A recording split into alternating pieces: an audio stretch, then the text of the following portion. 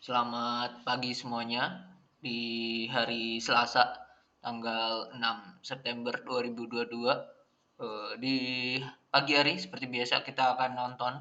Kita akan baca, sorry. Kita akan baca nonton doang, nggak dibaca buat apa ya? Kita akan baca news-news apa dan nantinya akan seperti apa pergerakan IHSG di hari ini. Eh, Ya, langsung aja ya. Langsung aja yang berita yang pertama itu dari emitennews.com. Semen Gresik bukan laba naik 4,28% di semester 1. Nah, dari sini kita sudah tahu ada dua elemen penting.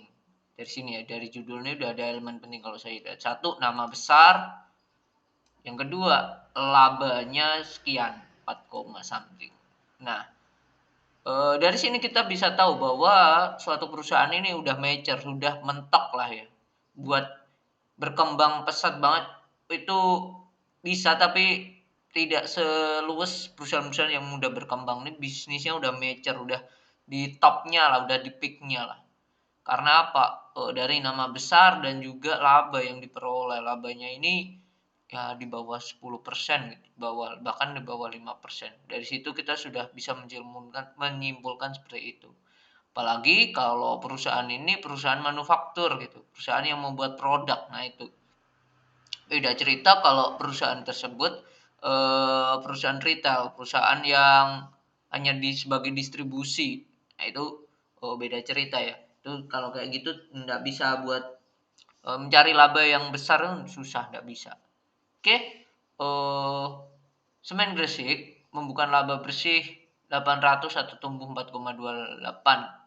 Ini net profitnya ya, net profit. Eh Dikarenakan kenaikan laba tersebut dikarenakan beban penjualan turun. Terus beban keuangan terpangkas, turun juga, sehingga laba pajak penghasilan tumbuh. Oke. Sementara itu kewajiban berkurang atau liabilitas, sedangkan ekuitas tumbuh, which is good. Aset tumbuh, bagus. Nah ini, padahal penjualan dan pendapatannya turun. Tapi net profitnya bisa naik. Apakah hal itu bisa? Ya bisa aja, karena ini tadi beban-bebannya itu tadi kepotong, bisa ditekan. Berarti perusahaan ini efisien dalam menekan. Tim dari finance-nya ini saya akui jempol, oke lah, bisa menekan banget, bahkan padahal sales atau penjualannya turun, which is good.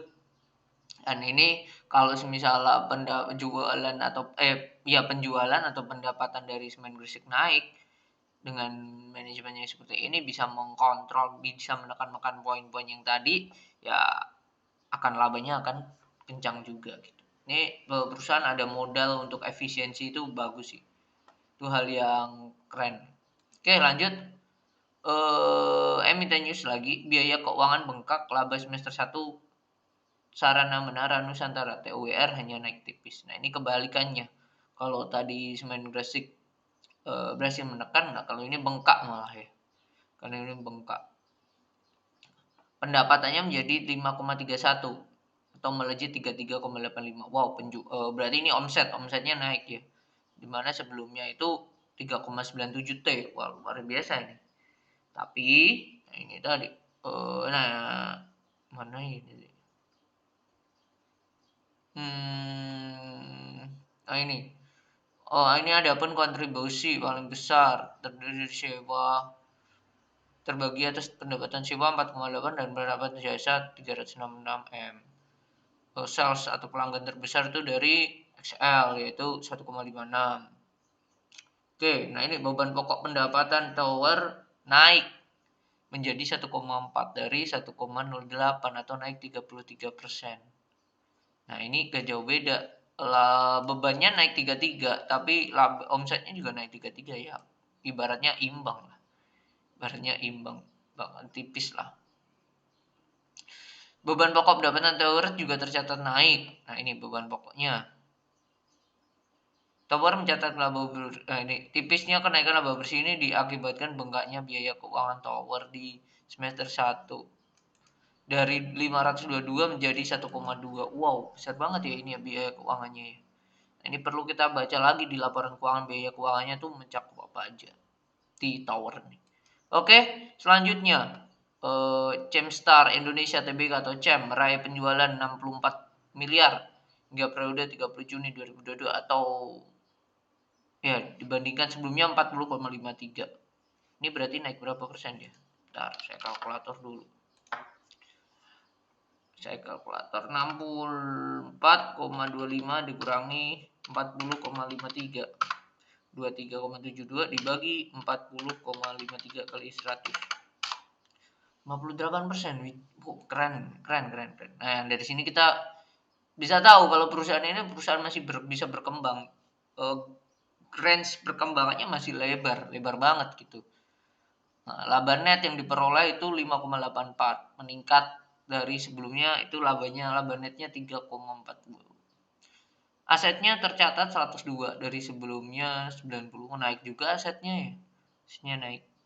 Ini menarik, CEM menarik. Kalau kita lihat ya, CEM ya. Tadi belum juga ya, CEM. Saham baru IPO ternyata, saham baru IPO. Tidak ada yang spesial dari chartnya. Agak tricky kalau saham lagi IPO, kita baru tahu ya underwaternya udah jualan total apa belum.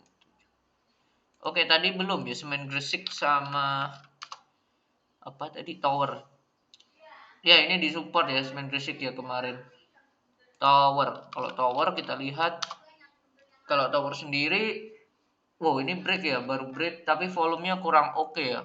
Volumenya kurang oke ya, bukan tidak mungkin ini nanti akan turun dulu dia. Dia akan turun dulu. Ya, dia akan turun dulu mungkin. Si Tower ini. Volumenya kemarin soalnya kurang oke gitu. Volumenya kurang oke. Tapi diakumulasi.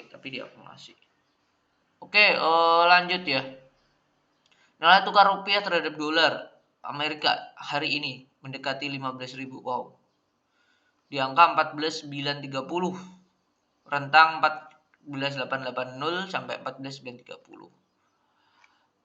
Hal ini sesuai dengan apa yang saya omongkan bahwa nantinya rupiah kalau sampai 15.000 sampai bahkan 15.500 sampai 16.000 itu mungkin saja apalagi nanti kalau The Fed naikin suku bunga lagi, wah itu bukan tidak mungkin ya, bakal berbondong-bondong dolar yang di luar Amerika kembali lagi dan itu menguatkan dolar secara global pastinya. Oke, lanjut. Grup Jarum Solusi Tunas atau kode saham SPR cetak laba bersih 500M 505. Oke. Pendapatannya itu 933, turun 10%, tapi netnya itu bisa 500. Boy, ini hal yang bagus ya. Laba bersihnya naik 500. Kemudian ada di pendapatan lain-lain mungkin ya. Kalau kita lihat ya 505 dibagi 933 kali 100. 54 turun, bagus banget ya. Bagus ini perusahaan SUPR tumbuh, laba bersihnya tumbuh signifikan 136%. Nah, ini perlu dicek lagi ya, dicek di laporan keuangan SUPR ini seperti apa. Labanya bisa naik kencang tuh dari mana? Wah, sahamnya sangatlah tidak liquid. Ya, sahamnya sangat tidak liquid. Nah, ini kalau teman-teman trading di saham-saham kayak gini ya teman-teman bisa beli tapi nggak bisa jual gitu. Simpel itu. Ini pentingnya teman-teman memilih saham yang liquid. Jadi nggak bingung kalau perusahaannya nggak ada yang jual. Gitu. Kalau beli itu pasti kalau nggak ada yang beli, kalau yang jual pasti ada. Oke, lanjut. Bintrako Dharma Cars atau kode saham Cars bakal punya investor baru, ada Boy Thohir dan grup Triputra. Padahal di sini dijelaskan ya bahwa Trim ini sering melakukan penjualan di Cars. Padahal kita tahu juga Trim ini kan pemegang utamanya itu Boy Thohir. Nah, ini kenapa bisa berpikiran ada Boy Thohir dan itu ya, ini ya judul lah, clickbait lah. Gitulah. Trim aja Pak Boy Thohir aja udah mulai nyicil keluarin ya dari lewat Trim ya. Jadi pemain besarnya aja mau keluar gitu. Jadi patut ditunggu ya siapa yang mau jadi masuk, ada apa enggak gitu. Oke. Yang terakhir, Bumi Resort atau kode saham Bumi kembali mau konversi OWK. Wah, obligasi wajib konversi. Pinternya Bakri Group ya, saya akuin ya, dia pinter banget. Dia ngutang, lalu dikonversikan menjadi saham, begitupun terusan. Sering kali ya, nggak hanya sekali 2 kali. Kalau enggak private placement gitu. Private placement, nah itu hal-hal yang trik keuangan dari manajemen Bumi ya.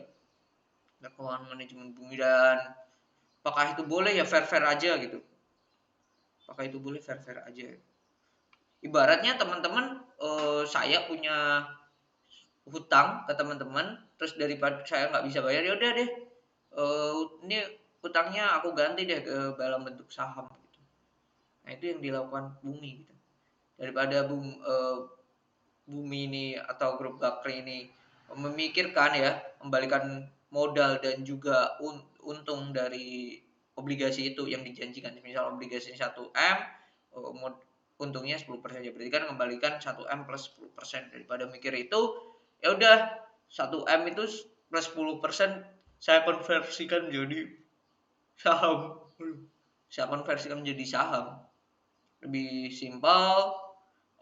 Mungkin saya sebagai pemilik PSP ya, pemilik saham perseroan atau pengendali saham perseroan, mungkin hanya memanage apa? Manage dari pergerakannya. Pasti sebagai orang yang dijadikan yang mempunyai ya, bukan orang atau institusi atau orang yang dikonversikan sahamnya, obligasinya menjadi saham, ya pasti akan meminta apa jaminannya. Kalau enggak sahamnya enggak dijaga. Kalau enggak dijaga pasti yang lainnya bisa jualan toh. Nah, kalau bisa jualan terus gimana saya dapat untungnya?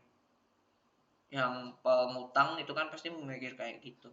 Nah, salah satunya yaitu kan di manage harganya. Gitu.